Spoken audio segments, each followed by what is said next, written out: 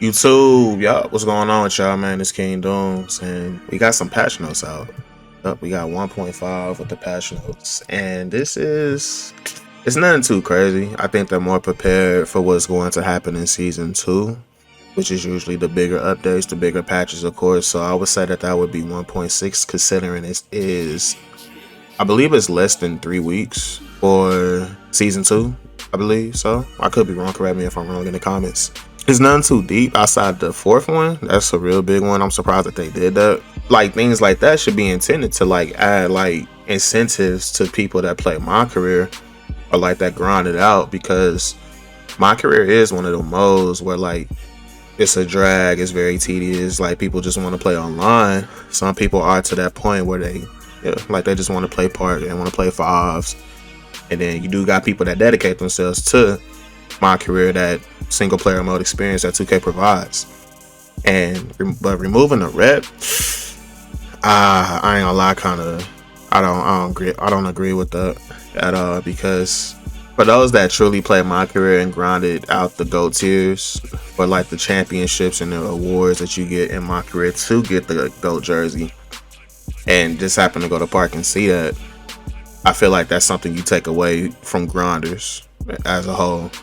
And it's one of those things where 2K does something cool, but they come out and say that it wasn't like intended, and that's what it feels like that they're saying with them removing it with this patch. So it is pretty tough to. It's just, I don't know. But I do know. I don't agree with it. I don't. I feel like that was a really good reward. That's something that I would have grinded for. I would have played more of my career for. Usually I play my career for hot zones. That was the incentive. I was doing like 2-3 things at once playing my career. So it was smart how they went about it. The first and second half key games, you have to play some games. The jersey swap games, you don't have to play, but like, it's one of those things where it's like, it's pretty cool to play and still going for hot zones. And now also in this 2K, you can get lethals just by playing. So you don't have to rely on going to lethal shooter for the purple zones, which is pretty cool, because that when you play on hard, going to do the lethals, yeah, he be cheating, bro. He be contesting my shots. Outside of them removing the rep from the GOAT jersey, fixed a number of user reported hanging stability issues when playing in my career. That one is like when you randomly like back out. I feel when you load up. Sometimes this has recently happened to me.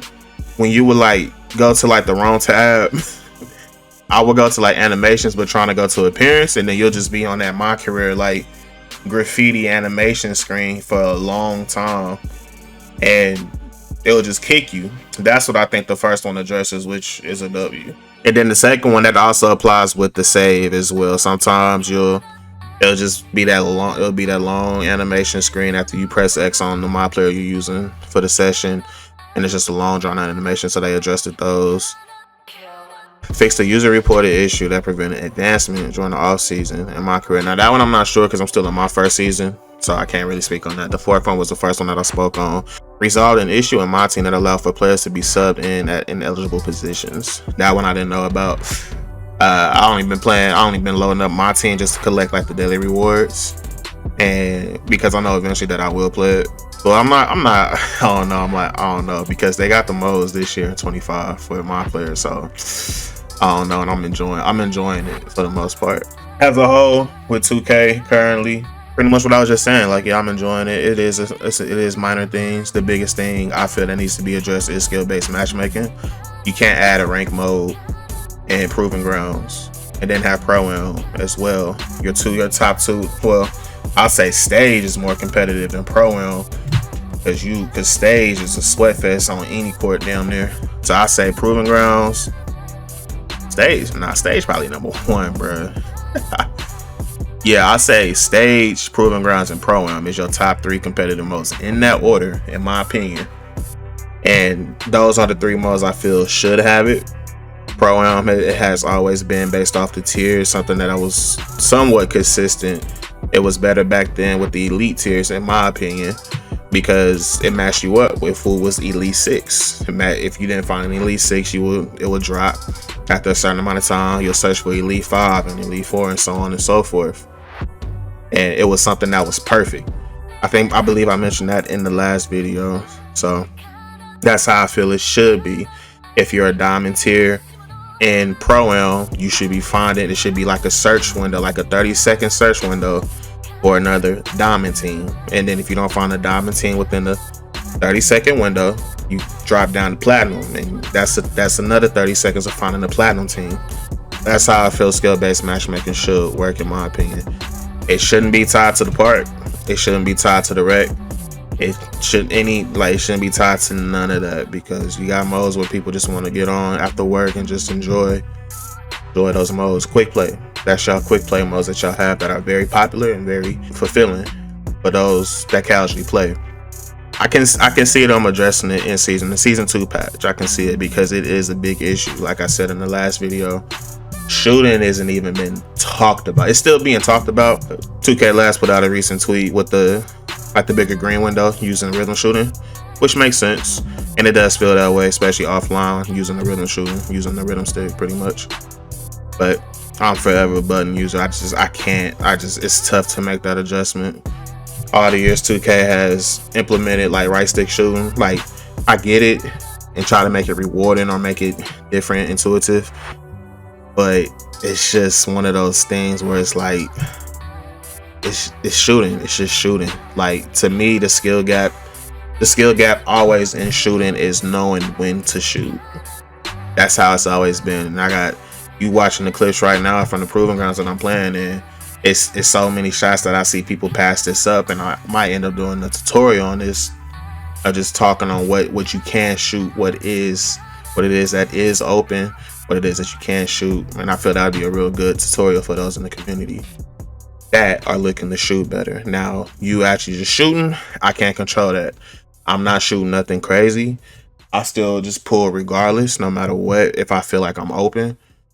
And percentage wise is something you just can't think about. I never understood why it was a general consensus based off percentage, when in reality that don't mean nothing on the video game. It doesn't, because yeah, like, you want to see how you're doing. Numbers matter.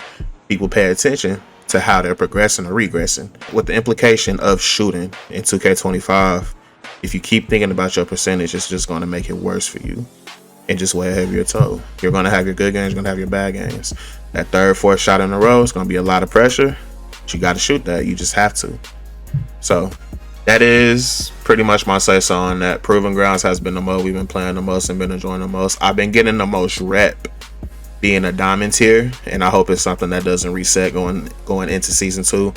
I do remember them saying that your record doesn't reset, but I wouldn't be surprised if they reset like the tiers.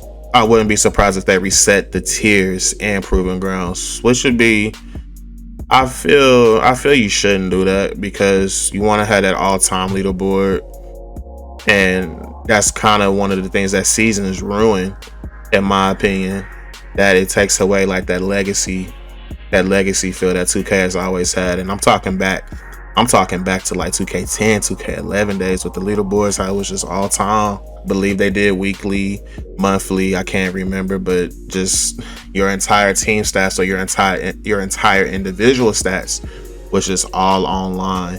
And it was fire seeing that, because you still have people that played 2K11 going into 2K13, even with the server shutting down during that January period, going into that second 2K cycle. That's usually how the 2K window works. It was a big dub. It was a big dub seeing that. So hopefully that's something. How do I say it? I hope they have something where it doesn't reset after the seasons, your stats and all that. I feel that'll be awesome. Like, it's just something that's there to see, to keep your stats, and of course base it off seasons as well. But I don't want it to be a priority, if that makes sense. I want to continue. If I'm in season 1 and it's about to end, I'm shooting 42%. I wanted to still say what I'm shooting going into season 2, but of course have that comparison tab of it not being reset. all time, if that makes sense, because I still wanted to say 42% or still keep my stats to where my numbers are in the mode that I'm playing. That's how I feel. A lot of people care about park records, and you got your reasons. Like, I'm not here to judge you on that or nothing like that. That's you. That's the y'all thing. Me, I typically don't care about it.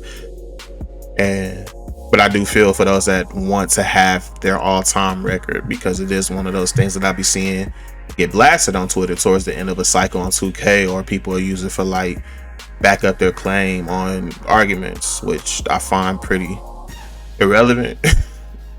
But it is what it is though. So uh I'm running out of things to talk about. Like I always say, I feel like I'm just rambling, yapping at this point. So that's the patch notes. I believe it 1.6 will be that next one, the big one for season 2, unless something else just buzzed completely out up until from now until the release of season 2, until season 2 drops. So we'll see.